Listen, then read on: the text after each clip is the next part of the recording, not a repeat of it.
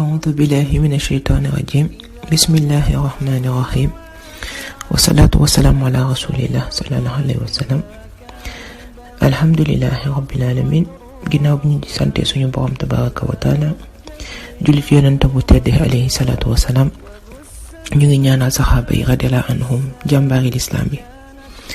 assalaamu aleykum wa rahmatullahi taala wa barakatuhu. wa assalaamu aleykum wa rahmatullahi taala wa barakatuhu. yéen waa ëttu soxna yu baax yi maa ngi leen di ziyaar yéen ñëpp di leen màggal di leen ndokkeel te di leen jox seen wàccuwaay di ñaan suñu borom taxaw ñu te yombal ñu ci liggéey bi ñu dëgmal. ñu commencé ko ci bismillahi rahmani rahim yeggali ci ko ci alhamdulillahi rabbil alamin yeggali ko ridwanullahi akbar. yal na yàlla gërëm ñu, yal na yàlla taxaw ñu te yal na yàlla yombalal ñu. ñu commencé suñu série inshallah ci femme d'intérieur, maanaam jigéenu jullit bi ni muy doxee ci biir këram. jigéen bi jullit bi nga xam ne dafa sacrifier carrière am toog ci biir këram di jaamu boromam ci njabootam, di jaamu boromam ci biir sëyam, di jaamu boromam ci ay doomam, di jaamu boromam ci ak digganteem ak borom këram. inshallah série boobu la ñuy commencé tey ci introduction bi idnillahi karim. bismillah. Allah subhanahu wa ta'ala, il est notre créateur. Ya Wadud, Ya Khaliq, Ya Rafi, Ya Rahman Rahim, Ya Zal Jalali wal Ikram, Ya Hannan, Ya Mannan. Allah subhanahu wa ta'ala, il a créé Hawa, notre mère, à partir de la côte d'Adam alayhi salam, non pas à des fins de violence ou de dominance. Allah subhanahu wa ta'ala nous a créé à partir de la côte de l'homme pour qu'on s'aime, se complète et qu'on se fasse miséricorde. Allah tabaraka wa ta'ala, il a dit dans la sourate An-Nisa au verset 19: et comportez-vous convenablement envers elle. maanaam na ngeen toppatoo seeni soxna convenablement, ci teggin, ci douceur, ci tendresse, lépp ñu def ko ci nu mu gën a seddee. yonent yàlla Muhammad alayhi salaatu wasalaam, il a dit aussi dans le sens du hadith: le plus parfait des croyants est celui qui a le meilleur comportement, le meilleur caractère, et les meilleurs d'entre vous sont ceux qui sont les meilleurs pour leurs épouses. maanaam ñi gën ci yéen jullit yi mooy ki am meilleur comportement envers soxnaam, mooy ki gën ci soxnaam. yonent bi alayhi salaatu wasalaam mu ngi koy wax ci serment wu tàggantoom, subhanallah, ba mu demee ajam gu mujjantalu ajam la ko doon conseiller ndeysaan saxaaba yi ak jullit yi fa teewoon yépp, naan leen ki gën ci yéen de mooy ki gën ci soxnaam, masha Allah. suñu borom subhanahu wa ta'ala tamit waxaat ci sourate Ar-Rum verset 21: et parmi ces signes, il a créé de vous et pour vous des épouses pour que vous viviez en tranquillité avec elles, et il a mis entre vous de l'affection et de la bonté. maanaam suñu borom dafa sàkk jigéen soxna ci à partir du fàllare borom këram. pour lan? ngeen dëkk dans la tranquillité, dans l'amour, dans la miséricorde, maanaam mawaddatan wa rahma. mawaddatan wa rahma boobu les savants l'ont dañ ko tekki ci plusieurs façons. ñii naan yërmande, ñii naan mbëggeel, ñii naan tendresse, mais li ko tënk mawaddatan wa rahma mooy amour et miséricorde, mooy bëggante leen te yërmante leen. et ça c'est le fondement d'un couple, mooy base du couple en fait. couple pour mu taxaw il faut mu am mbëggeel et il faut mu am yërmande. te mbëggeel gi lan la war a nekk? dafa war a nekk sur la base, dafa war a nekk pour Allah subhanahu wa ta'ala. on aime son mari pour Allah subhanahu wa ta'ala et on aime son épouse aussi pour Allah subhanahu wa ta'ala. lépp base bi ñu def ko Allah subhanahu wa ta'ala. Le mariage est un lien profond qui unit deux êtres décidés de fonder un foyer leur vie durant. L'union conjugale permet la réalisation d'un amour authentique qui indique que l'autre ne peut être moyen, instrument de désir, mais une fin réelle, un être que l'on chérit et qui nous accompagnera, notre partenaire, dans nos joies et dans nos peines, jusqu'au retour vers Allah subhanahu wa ta'ala. Dans la sourate Al-Baqarah, au verset 187, Allah subhanahu wa ta'ala nous dit: elles sont un vêtement pour vous et vous êtes un vêtement pour elles. Maanaam ñun mbubb lañ pour suñu ay borom kër, suñu borom kër itam mbubb lañu pour ñun. Ku ci nekk da ngay wéeru ci sa morom, da ngay réconforté wu ci sa morom en fait. Tey soxna si bu demee ba sonn ba mu metti, elle a l'épaule de son homme, de son mari pour se réconforter, et vice versa, la femme aussi, le mari aussi bu sonnee épreuve yi metti, mu metti ci bor yëpp, soxnaam la am pour wéeru ci moom, pour dalee ci moom subhanallah.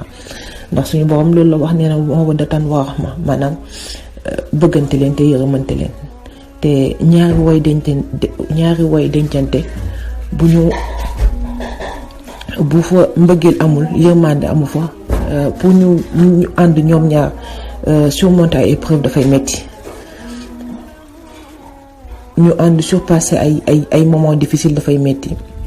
Ndax lan? Amul mbëggeel, amul yërmande. Mbëggeel ak yërmande nag jël suñu borom subhanahu wa ta'ala def ko suñu base sëy moo koy dëgëral, moo koy sàmm te moom moo koy téyel boppam. La femme est un trésor et le mari est son coffre-fort, et Allah subhanahu wa ta'ala est la clé pour un amour sécurisé subhanallah. Notre foyer doit être notre refuge bi idnillahi ta'ala, notre confort, notre paradis sur terre. Maanaam suñu biir kër, suñu dalluwaay la war a nekk, suñu refuge. Bu ñu si biti bu nekkee les alentours bu méttee, entourage bu méttee, sa biir kër nga mën a dalloo, sa biir kër nga mën a féexee, sa biir kër nga mën a amee saqina. Le mari qui rentre le soir chez lui après une dure journée de travail, subhanallah, pour retrouver son épouse, est pressé d'aller se réconforter dans les bras de son âme sœur, de sa douce et tendre.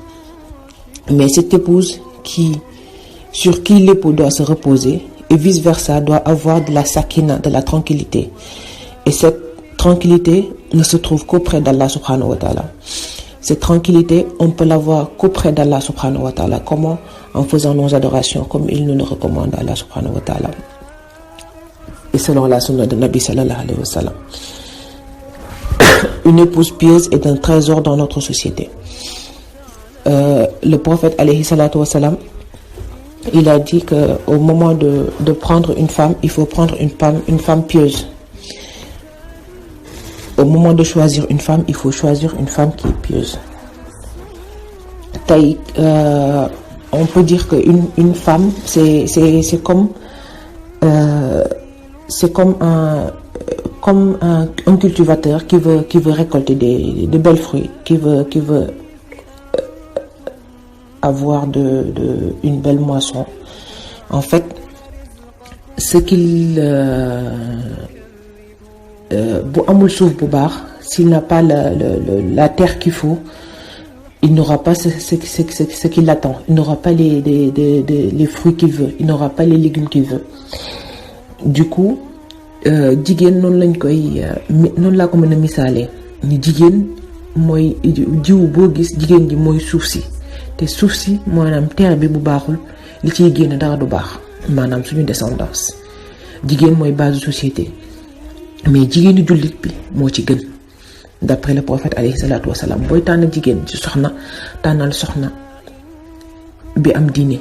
mën ngaa takk soxna bu am alal, mën ngaa takk soxna bu am taar, mais bi gën ci yow mooy soxna bi am diine. Ndax soxna bi am diine kat mooy ki lay dimbali fii ci kaw suuf, ngeen mën a ànd yéen ñaar lijjanti préparer seen alaxira, yar seeni doom ci diine itam. Le prophète alayhi salatu wa salam, au moment de choisir une femme, choisissez une femme pieuse. parce que c'est un trésor sur cette terre, un bonheur dans l'au-delà. Un bédouin est venu voir le prophète alayhi salatu wassalam et lui a fait part du comportement de son fils de 2 ans. Bédouin bi dafa ñëw ci yonent bi alayhi salatu wassalam ne ko yaa rasulallah, man de sama doom ñaari at rek la am, waaye daf ma jaaxal torop ndax dafa të. yonent alayhi salatu wassalam ne ko doom kooku am na ñaari at, malgré que mu am ñaari at xale la, mais yar ko weesu na. yonent alayhi waa ji ne ko yaa rasulallah, ñaari at rek la am. mu ne ko waaw, yar ko weesu na, ndax ñu ngi yar doom à partir du moment de lui choisir une mère. mooy fa nga moment ba nga koy utalee doom, ba nga koy utalee yaay, ba nga koy utal yaay, boobu ngay yar sa doom. moment tamit ba nga koy utalee papa, boobu ngay yar sa doom. moo tax góor dafay tànn soxna, jigéen tamit am na droit tànn jëkkëram. ndax jigéen bala sëy di am, nit ku ci nekk war nga dem saytu fi nga war a dugg fan la, ka nga war a sëyal kan la, ku góor ki comme ku jigéen ki. ñu saytu bu baax, xool fan la ñuy dugg ak fan la ñuy dugg, ndax ñooñu ay bokkaalekat lañ, ndax ñooñu duñu ay bokkaalekat, ndax ñooñu ay jullit lañ, ndax ñooñu duñu ay jullit.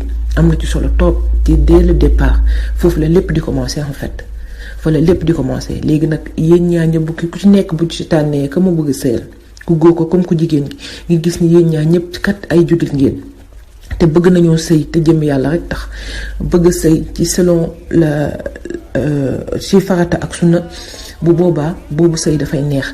Le mariage c'est pas un lieu de combat, un lieu d'agressivité.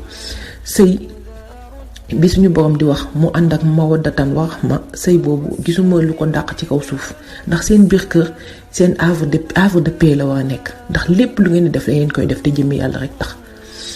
lépp lu ngeen di mbébét, muy soxna si muy ku góor ki, da ngeen koy def ci jëmmi yàlla rek tax.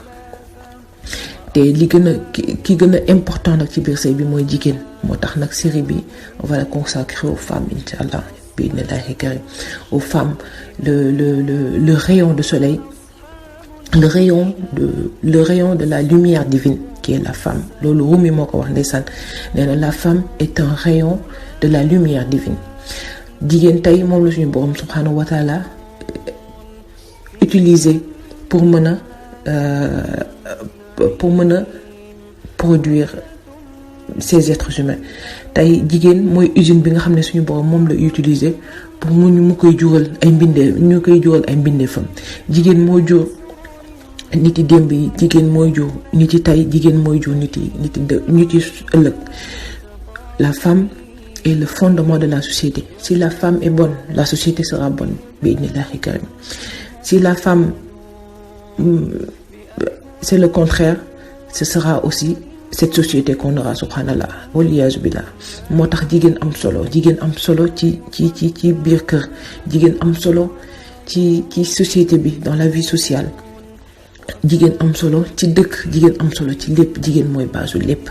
moo tax jigéen bu baaxee lépp baax. tey jii dans un couple, ku jigéen ki mën naa baax, ay doomam dinañ baax ci kattanu yàlla ak yërmande. mais bu fekkee jigéen bu boobaa bu borom kër gi baaxul, boobu garaawul, ku jigéen ki baax na. parce que à force ku jigéen ki mën naa def ba ku góor ki ñëw mel ne moom ci kattan ak yërmande suñu borom. ndax suñu borom tamit moom mooy guider ku ko neex, te mooy égarer ku ko neex itam. bu ku jigéen ki baaxee, doom yi baax. mais nag bu jigéen ki bonee, ku góor ki baax tamit, doom yi ci mën nañoo bañ a baax, mën nañoo mel ne seen yaay mel. moo tax jigéen ju baax am solo, jigéen ju jullit am solo, jigéen juy topp boromam am solo. moo tax jigéen ci biir këram dafa war a am programme adoration. jigéen ci biir këram dafa war xam nu muy toogee, nan lay jëflante digganteem ak boromam. ndax nu muy jëflante digganteem ak boromam ba rafetal digganteem ak boromam, noonu lay jëflante ci biir famille yëpp, digganteem ak entourage am, ay voisins am, digganteem ak ay mbokkam ak yëpp. ndax boo jaamoo sa borom ba nga am dal, ànd ak sakina, sa borom kër bu ñu bisee ci kër gi dina mën a ànd ak dal, ànd ak sakina. mais yow mi ci biir kër gi boo amul dal, nan ngay accueillir sa jëkkër ji nga xam ne fitna la yendoo ci biti. maanaam ku jigéen ki moo war a defaruwaat ci biir këram. nekk ci biir këram nag dafa war a am planning. dafa am programme en fait, ndax boo amul programme rek seytaan dafay taxaw. yow boo amee sa programme dressé sa programme lan moo ci nekk da ngay jàng alxuraan, da ngay zikr jëm ci sa borom, da ngay setantal di tudd sa borom, di sikkar, di programme lépp luy adoration daal def ko sa borom ko fu mu jaamoo yàlla benn, yow mën nga fa jaamoo yàlla ñaar. léegi nag ñun ci thème yooyu la ñuy gën a ñëw incha allah gën ci yaatal waxtaan bi. mooy femme d'intérieur, la femme à l'intérieur de sa maison, à l'intérieur de son foyer, à l'intérieur de sa famille. Parce que yonent bi alayhi salaatu wasalaam dafay wax dans le sens du hadith ne la femme est bergère dans la maison de son mari. Le mari est le berger de sa famille. maanaam famille gétt la, boroom kër gi moom mooy kii xaw ma nan lañ koy waxee ci wolof, berger, sàmmkat, mooy sàmmkat bu mag bi, boroom kër gi. mais ci biir kër gi ndaw si moom mooy sàmmkat bi, moom mooy sàmm njaboot gi, mooy sàmm doom yi, mooy sàmm lépp. maanaam ci gàttal ñëpp ci ndaw si dañuy reposé wu, ñëpp ci jigéen la ñuy reposé wu, ñëpp ci yaay la ñuy reposé wu, ñëpp ci soxna la ñuy reposé wu. ndax lan? ndax soxna mooy médecin, soxna mooy yaay yi boroom kër, soxna mooy psychologue, soxna mooy dallukaay, soxna mooy xarit, soxna mooy jabar, mooy sa tendre, mooy sa amour, ki nga xam ne moom ngay partager lépp. moo tax moom bu dalee kër gi ñëpp dal, moom bu féexee kër gi ñëpp féex, moom bu noppalu kër gi ñëpp noppalu. subhanallah. moo tax jigéen nañ wormaal jigéen ñi, nañu fonk jigéen te nañ leen yëkkati, ndax ñun suñu diine daf ñoo yëkkati, suñu diine daf ñoo def ay reine, ay linguère. dañu am place bu am importance boo xam ne xëy na ñi ñu wër di wax lu leen ne xamuñu ko. il nous traite d'être asservis, mais loin de là. Nous on vit le bonheur chez nous. nan la ñuy vivre bonheur bi quand on se réfugie auprès d'Allah subhanahu wa ta'ala. La femme qui se réfugie auprès d'Allah subhanahu wa ta'ala, jël Allah subhanahu wa ta'ala def ko wéeru waayam, def ko wàkkirlu ci yàlla subhanahu wa ta'ala, bañ a def dara ndax nit te di def te yàlla rek tax, boobu soxna te kooku c'est une reine, kooku elle vit le bonheur incommensurable. ku ko dundul nag doo ko mën a xam.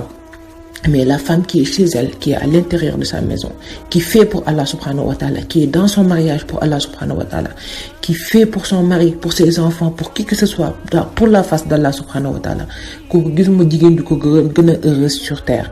Yonent bi alayhi salaatu wa salaam dafay wax naan les actes ne valent que par leurs intentions et chacun sera récompensé selon son intention.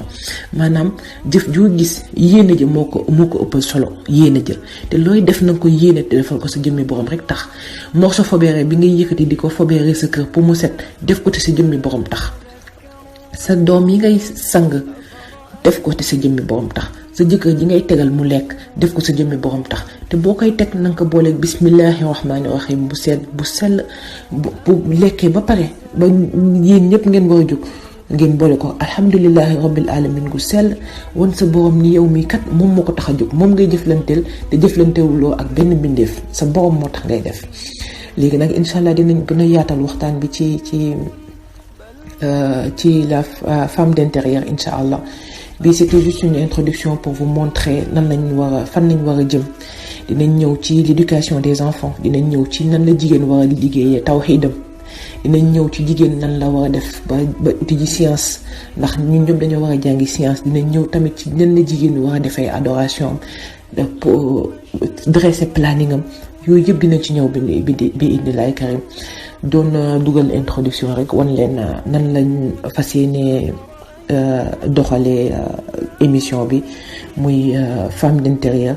di ñaan suñu borom taxawuñu, di ñaan suñu borom yombalal ñu, di ñaan suñu borom musal ñu te muccal ñu, di ñaan suñu borom motal ñu suñu yéene ba ñu mën a yegg fa ñu jëm, ba ñu mën a yegg ci moom, ba ñu mën a yegg ci moom ak sourire ba ñu bëgg subhanallah. ñu bokk ci nga xam ne ñu bokk ci ñi nga xam ne ñun ñooy gis la face d'Allah subhanahu wa ta'ala muy jannatul firdaws. yàlla nañ ko suñu borom defal. di leen ñaan yéen ñëpp soxna yu baax yi ngeen partager page bi, ngeen partager ak seeni am di jàmm, partager ko ak seen njaboot, partager ko ak ñu ngeen xam daal te yéene leen lu baax, ndax ci lu baax rek la ñuy dox macha allah. yal na yàlla taxaw ñu te yal na yàlla yombalal ñu. maa ngi tuub lépp lu ci dëng ci bu amee lu ci dëng sama matadi rek la matadi doomu aadama lu ci jub nag sama borom la tabaraka wa taala. subhanaka allahumma wa bihamdik ashhadu an la ilaha illa anta astaghfiruka wa atubu ilayk nastaghfiruka wa atubu ilayk. inna allaha malaikatahu yusalluna ala nabi ya ayyuhallazina amanu sallu alayhi wa sallimu taslima. sallallahu ta'ala alayhi wa ala alihi wa sahbihi wa sallimu taslima. subhana rabbika rabbil izzati amma yasifun. salamun ala mursalin walhamdulillahi rabbil alamin.